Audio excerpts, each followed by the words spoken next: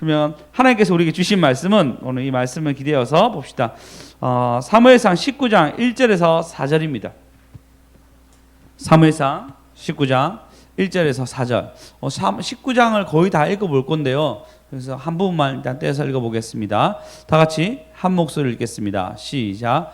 사울이 그의 아들 요나단과 그의 모든 신하에게 다윗을 죽이라 말하였더니 사울의 아들 요나단이 다윗을 심히 기뻐함으로 그가 다윗에게 고하여 가로되 내 부친 사울이 너를 죽이기를 꾀하였느니라. 그러므로 이제 청하노니 아침에 조심하여 은밀한 곳에 숨어 있으라. 내가 나가서 너 있는 들에서 내 일을 내 부친과 말하다가 무엇을 보거든 내게 알게 하리라 하고, 요나단이 그의 아비 사울에게 다윗을 포장하여 가로되 원컨대 왕은 신하 다윗에게 범죄치 마옵소서. 그는 왕께 득죄하지 아니하였고 그가 왕께 행한 일은 심히. 아멘. 오늘 이 말씀은 요나단이 다윗을 보호하는 말씀입니다. 오늘 말씀 전체를 보면 다 사울이 모든 백성에게 군대에게 명하여서 다윗을 죽이라 얘기합니다. 이 말을 들은 요나단이 애가 타면서 다윗을 칭찬하여서 보호하고자 합니다. 그리고 그것을 인정하게 돼요. 그리고 난데 전쟁을 치르고 갔는데 다윗이 또 너무 잘 승전하고 온 거예요. 오고 나니까 사울의 악신이 들려가지고 다시 창을 다윗에게 던지게 됩니다. 다윗은 그것을 피하고 집으로 갔을 때 그의 아내 미갈이, 그러니까 사울의 딸이죠, 미갈이 안 된다, 오늘 이 밤에 당신 이곳에 있으면 죽는다 하면서 그를 보내주게 되고, 그러면서 미갈이 다윗을 살리는 장면으로 해서 마무리하게 됩니다. 오늘 이 장면을 보면서 세 가지를 나눌 건데요. 먼저는 요나단이 다윗을 변호하는 것에 대해서 나눌 거고요. 그 다음은 사울의 인격이 아닌 악신으로 변함에 대해서 얘기할 것입니다. 그리고 미갈이 다윗을 살린 행동에 대해서 이 세 가지를 나누면서 어떤 기도의 중요성, 그러니까 기도를 통해서 도와주심을 통해서 하나님의 보호하는 것에 대해서 좀 알아보고자 합니다. 먼저 제목입니다. 우리는 영혼을 살리는 무기를 가졌습니다. 제목입니다. 우리는 영혼을 살리는 무기를 가졌습니다. 우리 아이들, 자, 우리는 영혼을 살리는, 다시, 우리는 영혼을 살리는 무기를 가졌습니다.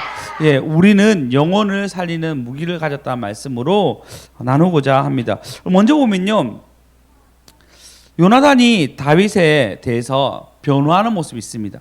사울이, 1절에 보시면 사울이 그의 아들 요나단과 그 모든 신하에게 다윗을 죽이라 말합니다. 굉장한 명령이죠. 이전까지는 군대 장관이었습니다. 그리고 천부장이었어요. 그리고 얼마 전에 자기의 그 딸과 결혼한 사이입니다. 그리고 그 바로 직전에 브레셋 군대의 표피를 200개나 가져온 용맹한 장수였습니다. 골리앗을 죽인 전에도 후에도 없었던 용사였습니다. 그런 용사에게 지금 뭐라 얘기하냐면 그를 죽이라고 명령합니다. 사울의 아들 요나단이 다윗을 심히 기뻐함으로, 혹시 개역 개정으로 좀 고칠 수 있을까요? 그래서 개역 한글보다는 개역 개정이 훨씬 더 잘 설명되어 있습니다. 사울의 아들 요나단이 다윗을 심히 좋아함으로 얘기합니다. 너무너무 좋아하고 너무너무 사랑하는 그의 다윗이 죽는다 생각하니까요. 그 다음 절 보시면요, 이렇게 얘기합니다. 그가 다윗에 대해 말하여 이르되 내 아버지 사울이 너를 죽이기로 꾀하였으니 그러면 너는 청하노니 지금 은밀한 곳에 숨어 있으라. 지금 그러니까 다윗이 급히 만나라고 하는 거예요. 그리고 우리 아버지가 너를 죽이라고 다 명령했다. 일단 아버지한테 보이지 말고 숨어 있으라. 그 은밀한 곳에 숨어 있으라. 그 다음에 3절을 보시면 숨어 있고 내가 가서 내가 있는 들에서, 들리게 얘기한 거죠. 내가 있는 숨어 있는 그곳에서 내 아버지 곁에 서서 내 일을 내 아버지에게 말할 건데 그것이 무엇이라 얘기할 건지 알려주리라. 내가 있는 곳에서 내가 너희 아버지한테 변호할 건데 너 그 얘기 듣고 잘 판단해 봐봐 얘기합니다. 그리고 4절에 보시면 드디어 요나단과 아버지가 만납니다.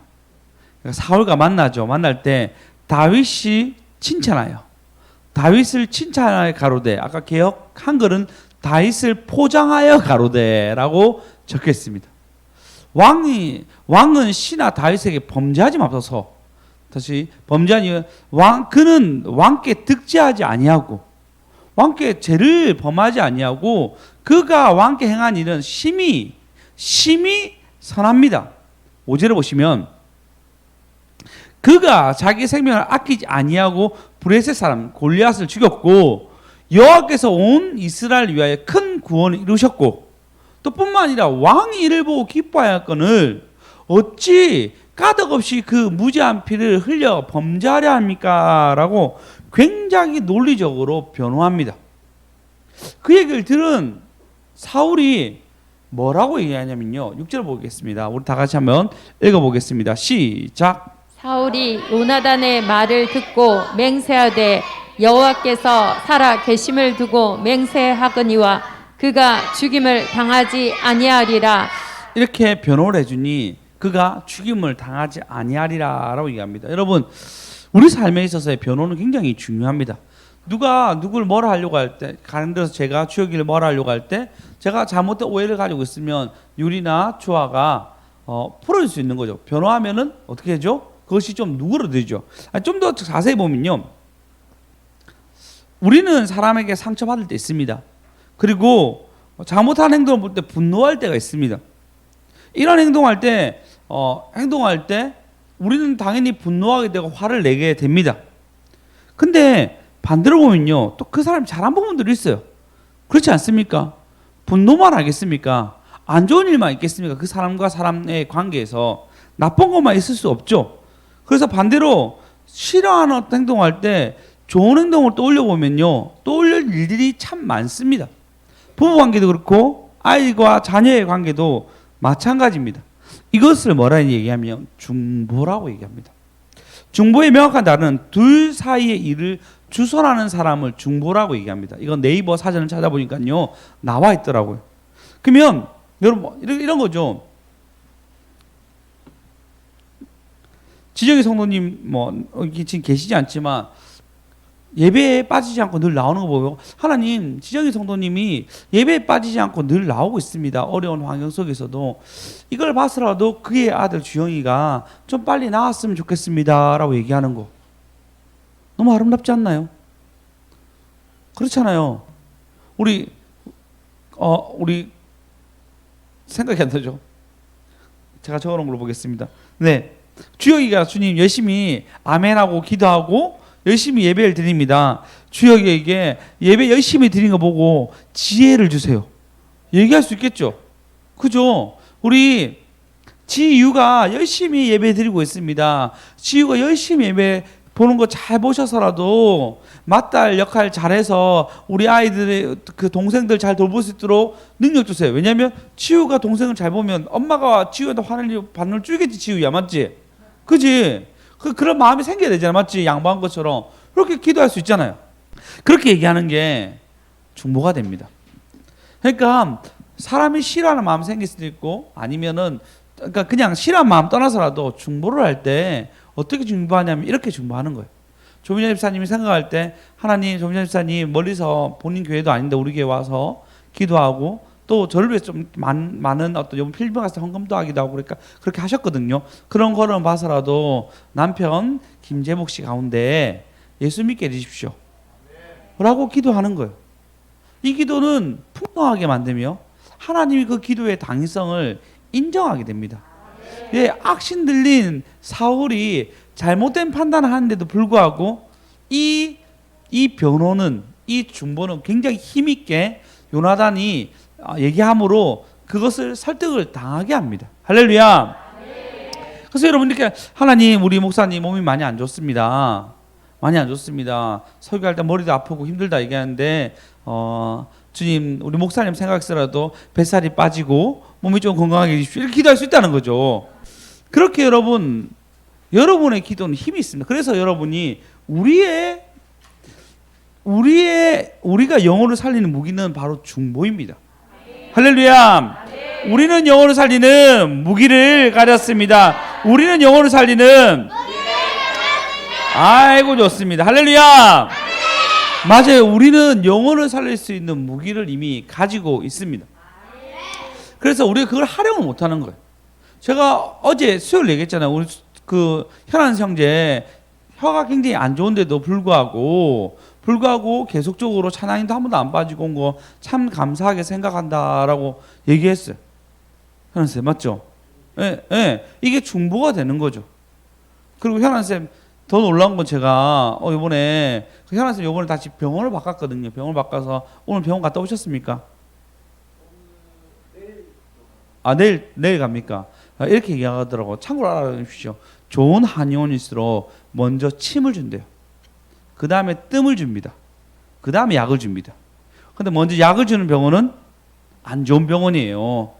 돈 버는 병원이에요. 그래서 한의는 침 안 되면 뜸, 그 다음 약을 준답니다. 요번엔 침 놓는 병원으로 갔어요. 꼭 나았으면 좋겠습니다. 네, 꼭 나았으면 좋겠어요. 이게 뭐죠? 중보가 되는 거죠. 네, 하나님 이렇게 수고했는데 좋은 병원 가서 낫게 해주십시오. 이게 중보가 됩니다. 여러분 이미 그런 중보의 능력을 가졌습니다. 할렐루야. 할렐루야. 예, 히스기야가 병들게 됩니다. 병들어서 죽게 되었는데 그가 이 기도를 딱 씁니다. 이사야서 38장 2절하고 3절 읽어보겠습니다. 시작. 히스기야가 얼굴을 벽으로 향하고 여호와께 기도하여 이르되 여호와여 구하오니 내가 주 앞에서 진실과 전심으로 행하며 주의 목전에서 성하게 행한 것을 기억하옵소서 하고 히스기야가 심히 통곡하니 네, 이렇게 심히 통곡할 때 하나님 이 기도를 들어주세요. 네, 그가 한 일을 통해서 들어주세요. 그러니까 여러분이 한 모든 것은 땅에 떨어지지 아니하고 기도가 될 것이며 여러분이 다른 사람 판단하지 아니하고 어떤 그 상황에서 기도할 때 그 사람의 좋은 점, 그 사람이 하나님 하셨던 그 일들을 하나님 앞에 했던 그 좋은 일들을 따라 중보하게 된다면 여러분은 훌륭한 중보자가 될 뿐만 아니라 영혼을 살릴 수 있는 중보자가 되는 것입니다. 옆 사람한테 우리가 그 사람의 잘한 일을 두고 기도합시다. 얘기합니다. 그 사람의 잘한 일을 두고 기도합시다. 그 사람의 잘한 일을 두고 이것이 여러분 중보의 첫 번째 원리가 됩니다.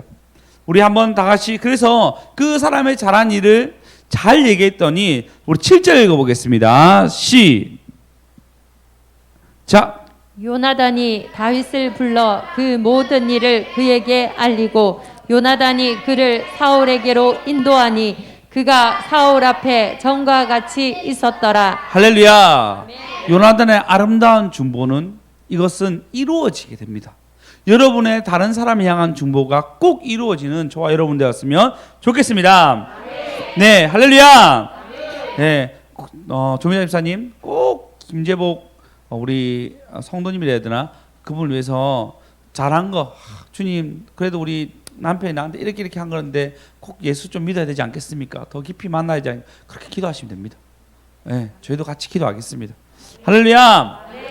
그리고 난 뒤에 여러분 이런 엄청난 일을 하게 됩니다. 그 다음에 어떤 일을 하냐면요 8절에 보시면 전쟁이 일어납니다. 전쟁하면 당연히 이 당시 모든 사람들이 다윗이 제일 잘하는 것을 알고 있었고 다윗이 진두지하에서 다윗이 전쟁에 나가게 됩니다. 그러면 여러분 힘센 장수가 있다는 것은 상대방에게는 굉장히 무기력과 무서움을 줍니다. 다윗이 나가니까요 브레 사람들이 무서워하게 되고 결국 브레 사람들이 싸워서 그들을 크게 쳐 죽임에 그들이 그 앞에서 다윗 앞에서 도망가게 됩니다.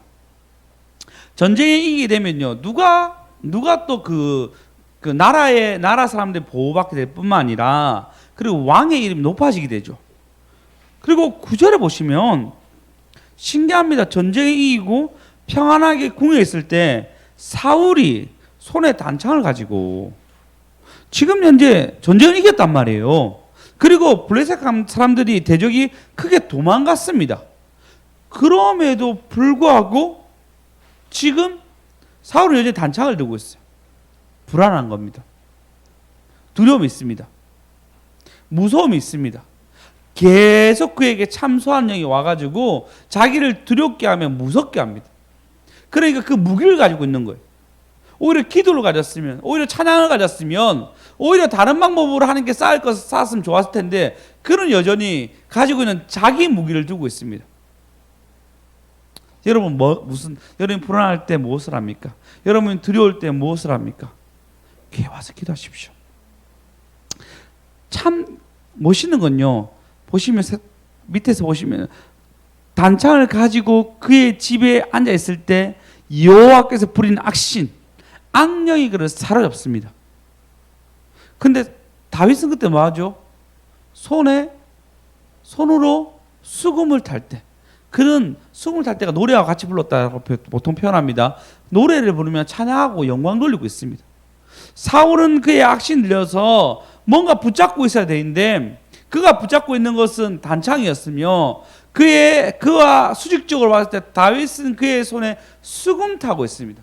너무나 극으로 대조됩니다. 한 명은 하나님을 찬양하고 높이며 영광 돌린 자리에 서 있고, 한 명은 자기의 힘을 의지해야 되는, 불안할 때마다 창을 들고 있어야 하는 정말 어눌한 상황 가운데 있습니다. 여러분, 불안할 때 꼭 기도하십시오. 오히려 우리는 불안할 때, 시간이 많을 때 휴대폰이나 유튜브나 자기가 보고 싶은 것들로 시간을 때울 때가 많습니다. 더 찬양하고 더 하나님의 임재 안에 있읍시다. 할렐루야. 네. 예. 그러니까 어떻게 되죠? 20절에 보니까요, 결국은 악신이 내리니까요, 사울이 단창으로 다윗의 벽을 박으라 하였으나 그는 사울의 앞에 피하고 던졌습니다. 사울은 창에 벽에 박힌지라. 박히고 다윗은 그 밤에 도피합니다. 이전에는 던졌을 때 다윗은 다시 그 창을 다윗이 사울에게 갖다 주고 두 번 던지게 되거든요. 근데 이번에는 어떻게 하죠? 다윗은 그 밤에 도피합니다.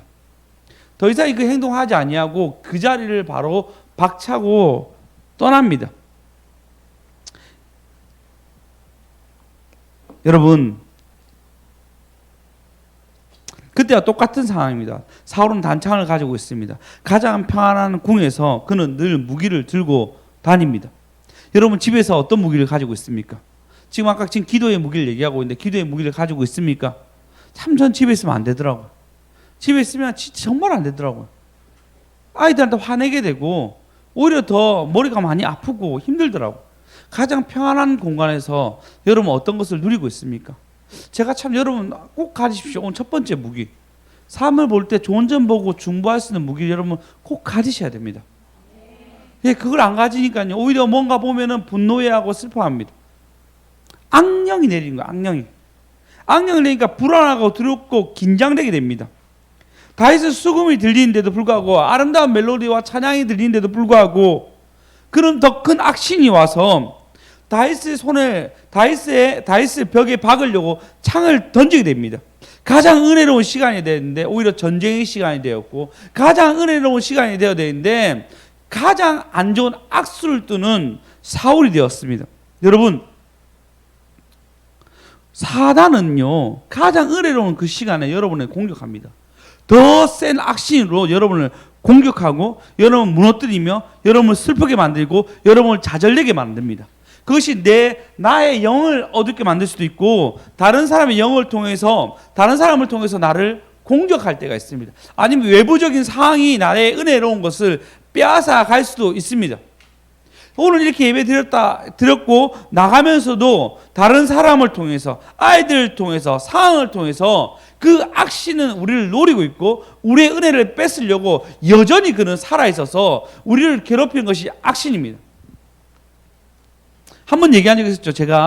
저희가 하나만 한참 왔다 갔다 할 때 저희 집에 그 새벽에 와가지고 아이들 눕히고, 아이들 훨씬 더 어렸을 때, 한 5년 전이니까 아이들이 다 피곤해서 누워 있는데, 이때쯤 여름이었죠. 저희 집에, 저희 방에 모기가 얘기한 적이 있습니다. 몇 마리인지 아십니까? 잡았는데. 아, 기억이 안 나시군요. 34마리가 저희 집에 있었어요. 상황적으로. 말이 안 되잖아요. 우리 집 18층. 18층에 모기가 바람을 타고 올라올 수 있대요. 보통 7층에 있고. 그래도 34마리 말이 안 되잖아요. 우리 집에 알을 낳아야 됩니까? 그것도 말이 안 되잖아요. 그것도 알이 낳았다면 베란다에 있든지 아니면은 얘가 부엌에 있든지 큰 방에 버젓이 34마리나 우리 집에 있는 거예요. 그런 상황적으로 악신이 내릴 수도 있습니다. 아니면 옆 사람의 어떤 말투를 통해서 부부끼리, 가족끼리, 아니면 친한 사람끼리 은혜 받고 내려오는 차 안에서 마음이 상할 수도 있습니다. 그러면 우리의 시선은 그 사람에 향하는 것이 아니라 그 사람에게 내리는, 그 사람을 괴롭히는 악신에게 주목하셔야 됩니다. 아, 그렇다고 옆에 보면서 사단아 물러가라 이렇게 하면 안 됩니다. 그거는 누가 사단인지 알 수도 없습니다. 그러면요, 그때는 난리가 납니다. 난리가 나. 그때는 오히려 더 지혜롭게 해야 되겠죠. 그때는 오히려 사단이 이 상황을 지금 우리에게 노략질하고 있구나, 사단이 지금 나의 은혜를 노력해 가구나 라고 생각하셔야 됩니다. 그때 우리 첫 번째 스위치를 켜야 됩니다. 이 사람이 잘한 걸로 중보해야 돼. 그렇지 아니하면은 똑같아집니다. 그렇지 아니하면 은혜 다 까먹고 싸움만 일어납니다. 조심해야 됩니다. 특별히 이번에 또 특세를 시작하게 되어서 올라갔다 왔다 갔다 하시는 분들, 부엘 왔다 갔다 하시는 분들 있죠. 저희 교회에서도 왔다 갔다 하시는 분 있는데 그때에서 더 조심해야 됩니다. 말이, 행동이 분명히 싸움 날 수도 있습니다.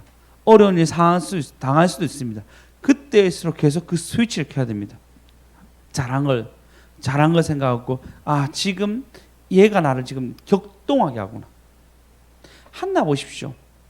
사무엘상 1장에 보면 분인나를 격동하게 해도 분인나와 싸우는 것이 아니고 하나님께 나가는 거잖아요. 왜?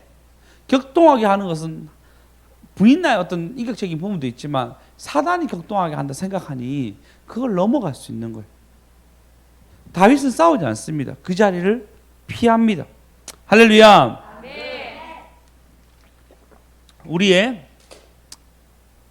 너무 예쁘잖아. 애들아 하나씩 가져가.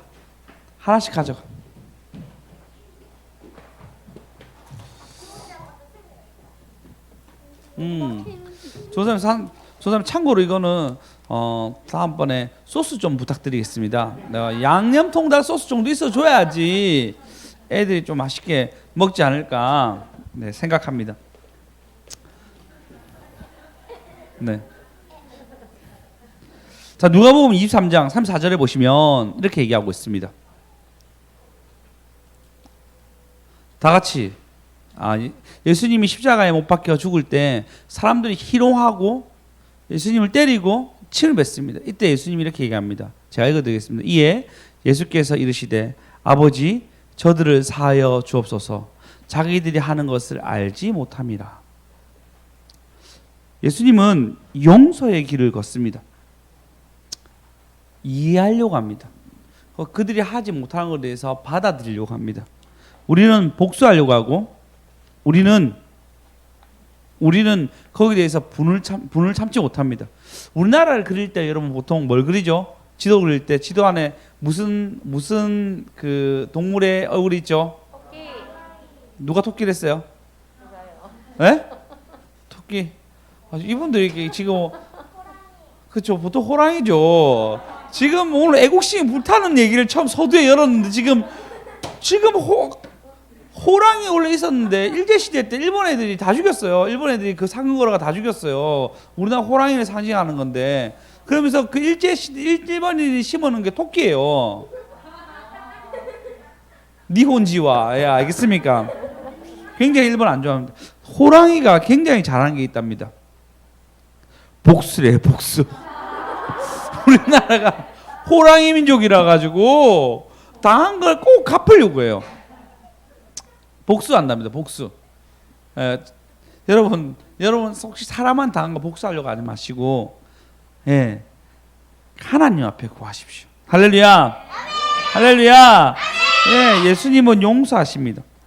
예, 용서해서 그 용서 속에서 하나님 앞에 서게 됩니다. 아모스 7장에 보시면요, 이렇게 얘기합니다. 7장 1절에 보시면 1, 2, 3절 한번 읽어보겠습니다. 시작. 네, 아모스 시작. 주 여호와께서 내게 보이신 것이 이러하니라. 왕이 풀을 벤 후 풀이 다시 움돋기 시작할 때에 주께서 메뚜기를 지으심에 메뚜기가 땅의 풀을 다 먹은지라. 내가 이르되 주 여호와여 사하소서. 야곱이 미약하오니 어떻게 서리까 하매 여호와께서 이에 대하여 뜻을 돌이키셨으므로 이것이 이루어지지 아니하니라. 여호와께서 말씀하셨느니라.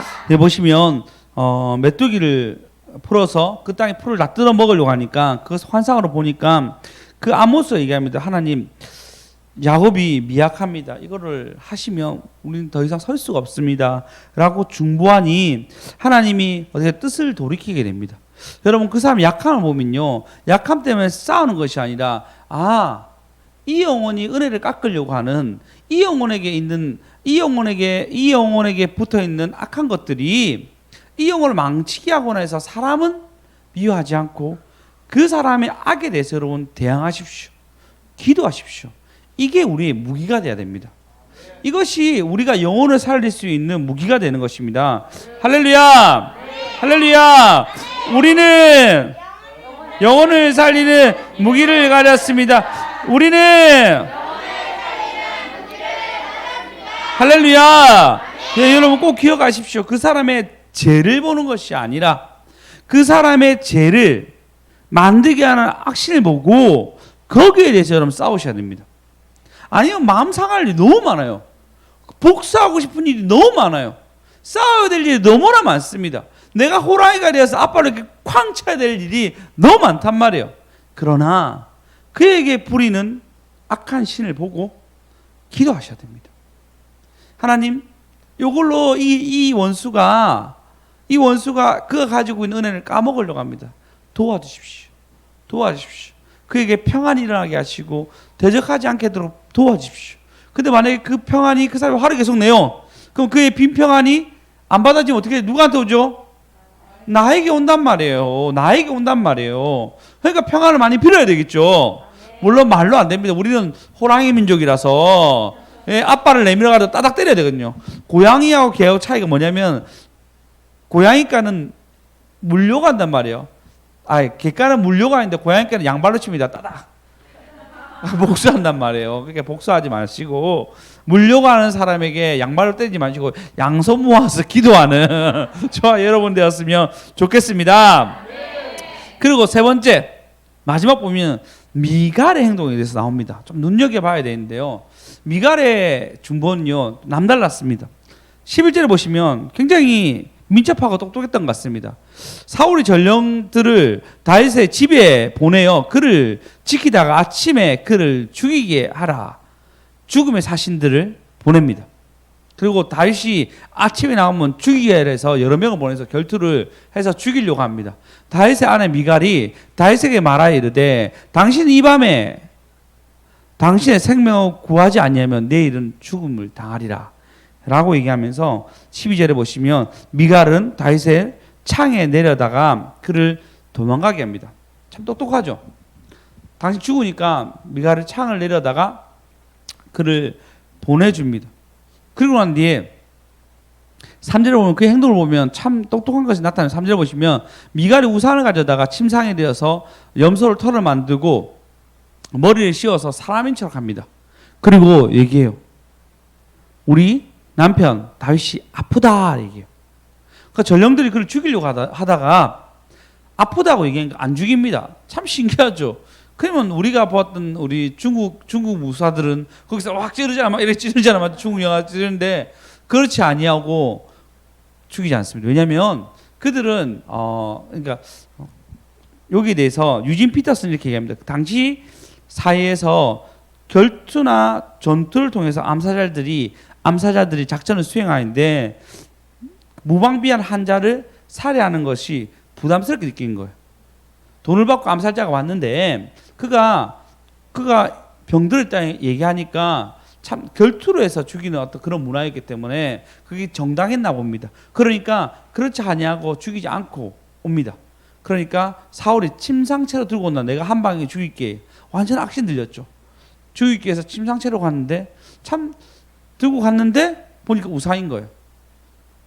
좀 이해가 안 되긴 안 되는데 이 부분에 대해서 침상채 들고 가면 바로 알았을 텐데 이걸 어떻게 모를 수가 있지 이렇게 생각하고 있는데 일단 하나님이 그걸 가렸나 봅니다. 들고 갔는데 우상채로 있으니까 이게 어떻게 됐냐 미갈에 막 얘기하니까 미갈에게 따져서 얘기하니까 다윗이 나를 죽이려고 했기 때문에 나는 그렇게 숨길 수밖에 없었습니다라고 미갈은 굉장히 지혜롭게 얘기하게 됩니다. 여기서 보면요 미갈은 행동하는 사람이었어요. 창에게 당신이 이제 오면 안 됩니다 얘기하고 그리고 시간을 벌기 위해서 우상을 만들었고 멀리 도망가게끔 모든 것을 다 만들어 놓는 행동하는 사람입니다. 여러분 중보의 가장 중요한 것은 행동입니다. 그 사람이 실제적으로 재정이 없어서 힘들 때 기도만 해주는 것이 아니고 실제로 도와주는 것이 정확한 중보가 아니겠습니까? 우리가 할 수 있는 가장 중요한 것이 아니겠습니까? 행동하지 않는 것은 죽은 것이라고 얘기하고 있습니다. 지금 고문학 집사님 아프잖아요. 가셔가지고 기도해 주십시오. 기도만 하지 마시고 여러분 병문안 하시든지 안 되면 전화라도 한 통 하시든지 아니면 여러분 카카오톡이라도 이렇게 병문 좀 치유 좀 이렇게 헌금을 좀 드리시든지 여러분 그 걸음을 걸으십시오. 그것은 아주 정확한 중보의 걸음입니다. 할렐루야. 그것은 우리가 당연히 해야 될 일입니다. 근데 그것 하나님 너무너무 기뻐하세요. 그것보다 더 정확한 중보가 없기 때문입니다. 할렐루야. 네, 사도행전 9장에 보시면 욥바에 다비드라는 여사람이 있는데 그 사람은 구제한 일이 심히 많았다고 사도행전 9장 36절에 얘기하고 있습니다. 뭐라 하죠? 도루가란 도루가라. 근데 그 선행과 구제한 일이 심히 많았더니 그가 갑자기 병들어 죽습니다. 그러니까 사람들이 나와서 베드로에게 지체하지 말고 우리를 도와달라 얘기하고 그리고 그가 했던 일들 얘기합니다. 그가 39절에 보시면 39절 읽어보겠습니다. 시작. 베드로가 일어나 그들과 함께 가서 이르매 그들이 데리고 다락방에 올라가니 모든 과부가 베드로 곁에 서서 울며 도르가가 그들과 함께 있을 때에 지은 속옷과 겉옷을 다 내보이거늘. 네, 이걸 다 보여주는 거예요. 그 당시 여러분 전쟁 이기면 전리품이 옷이었어요. 죽은 사람 옷이었단 말이에요. 그 속옷과 겉옷 예수님 돌아가실 때 어떻게 하죠? 겉옷은 찢어서 나누고 속옷은 제비 뽑아서 가져가잖아요. 그 누가 가져가죠? 누가 가져가죠? 로마 병사 맞아요. 로마 병사가 그걸 가져갑니다. 로마인의 병사가 그걸 가져가요. 그 정도로 옷은 굉장히 귀했는데 그것을 도루가가 했던 선행을 때문에 결국 나중에 도루가가 구원받죠. 왜? 그가 이때가 했던 중보가 그가 그래 뿌렸던 선행이 자기의 중보로 다 돌아오게 됩니다. 할렐루야. 할렐루야. 그래서 여러분 행동하는 중보가 꼭 있어야 됩니다. 아이고 너무 우리 아이들 하나 더 가졌어. 이제 애들이 이제 찬양하지 않아도 예배자로 좀 서고 있어요. 너무 감사하게 생각합니다. 다음 주에 전사님이 양념통닭 소스 사줄 거야. 걱정하지 마, 알았지? 찍어 먹으면 훨씬 더 맛있을 거야. 기도할 때 저 뒤에서 찍어 먹어, 알았지? 네, 야고보서 2장에도 보면 14절 읽어볼까요? 시작. 내 형제들아 만일 사람이 믿음이 있노라 하고 행함이 없으면 무슨 유익이 있으리요? 그 믿음이 능히 자기를 구원하겠느냐? 네, 그러면서 15절에 만일 형제가 자매가 헐벗고 일용할 양식이 없는데 너희 중에 누구든지 그에게 평안히 가라, 덥게 하라, 배부르게 하라 하면 그 몸에 쓸 것을 주지 아니하면 무슨 유익이 있으리라? 이 같이 행함이 없는 믿음은 죽은 것이라 라고 얘기하고 있습니다. 그래서 여러분 정말 중보에 중요한 것은 여러분의 행함이 있어야 됩니다. 할렐루야. 꼭 그렇게 되신 저와 여러분 되었으면 좋겠습니다. 아이고 너무너무 좋습니다. 아이들 아주 좋습니다. 그러므로 결국은 18절에 보시면 지금 뭐죠? 두 번에도 오시면 요나단 사울의 아들 요나단의 도움으로 다윗은 한 번 구원을 받고, 그 다음 두 번째 그가 창을 떠날 때 피함으로 구원을 받습니다. 그 세 번째 그의 아내 미갈의 도움으로 그는 구원을 받습니다. 참 하나님이, 근데 제가 중보를 빗대어서 얘기했죠. 하나는 첫 번째는 무슨 중보를 해야 했죠? 그 사람이 잘한 걸 보고 중보하려 했습니다. 두 번째는 그가 악한 영에 있는, 모두 악한 영이 얘기할 수 없겠지만 그런 안 좋은 일 때문에 있다면 그 안 좋은 일 놓고 기도해라 얘기했습니다. 세 번째는 실제적인 행동이 필요하다고 얘기했습니다. 그 걸음이 너무너무 중요합니다. 덤으로 하나만 더 얘기가 마치겠습니다. 굉장히 중요한 포인트라서 좀 연결하겠습니다. 미갈은 다윗의 창을 내려임으로 그를 도망가게 합니다. 맞죠? 그 창은 훌륭한 창이 돼요. 근데 다시 참 성경에 빗대어서 얘기한 창이 있는데요. 그 창이 어디냐면요, 사무엘하 6장에 보면은 또 미갈의 창이 나옵니다. 6장 16절에 보시면 여호와께서 개가 다윗성에 들어올 때 사울의 딸 미갈이 창으로 내려다보고 다윗 왕이 여호와 앞에 뛰놀며 춤추는 것을 보고 심히 업신여기니라. 이 앞에 미갈의 창은 다윗을 구원하는 창이었어요. 근데 지금 똑같은 미갈의 그 창은 다윗이 하나님 앞에 춤추고 있는 것을 업신여긴 창으로 바뀌게 됩니다. 물론 그 앞에 우상을 숨겨뒀다, 우상으로 다윗을 숨겨뒀다 얘기하잖아요. 우상이 드라빔. 그러니까 진짜 우상인 거죠. 신앙이 없었던 것을 표현하기도 합니다. 근데 미갈의 창은 사람을 살리기도 하고 나중에는 자기가 악의를 못 넣게 하는 저주를 받게 하는 창이 됩니다. 복된 창이 되기도 하고 저주를 받는 창이 됩니다. 여러분, 이 창을 마지막으로 얘기하는 것은 여러분이 사람의 보는 관점입니다. 그 사람의 장점을 보게 되고 기도하게 되면은 그 기도는 중보가 됩니다. 그 사람의 악한 것들, 안 좋은 것을 보게 되면은 그 창으로 보게 되면은 그 사람과 싸움이 되는데, 그것을 보게 되고 중보하게 되면 여러분은 중보의 창을 가지게 됩니다. 그 사람의 약함을 보고 여러분이 도와주는 창이 되면은 중보뿐만 아니라 도로가처럼 다시 중보를 받는 창이 되지만, 말만 하게 되면은 죽은 창이 됩니다. 저주를 받는 창이 되는 거죠. 여러분, 성경은 이렇게 얘기합니다. 너희 안에 이 마음 품으라 곧 그리스도의 마음이니. 여러분, 그리스도의 마음으로 그 사람의 창을 봅시다. 그래서 여러분이 위경미의 창은 기도하는, 신년순의 창은 기도하는 눈을 가졌더라. 할렐루야. 네, 여러분의 열매 맺는 교회 성도들의 창은 기도하는 마음을 가졌더라 라고 고백을 받는 저와 여러분 됐으면 좋겠습니다. 오직 예수님은 사람의 모양으로 자기를 낮추시고 죽기까지 복종하셔서 우리를 그리스도께 인도하는 그 마음의 창으로 우리를 인도했습니다. 우리의 재성만 보는 것이 아니라 하나님의 아들인 관점으로 우리를 보시고 우리를 구원에 이르게 하셨습니다. 이제 이 시간 주님께 나옵시다. 그분의 마음의 창은 우리는 사랑하는 자녀로 우리를 부르셨습니다. 지금 여러분 자녀된 권세로 중보하러 나옵시다. 여러분의 중보는, 여러분의 기도는 하나님의 울림이 되고 여러분의 중보는 다른 사람을 살릴 수 있는 능력이 되는 것입니다. 우리 오늘 눈물로 하늘의 씨앗을 심다 찬양하며 중보하는 시간 가지겠습니다.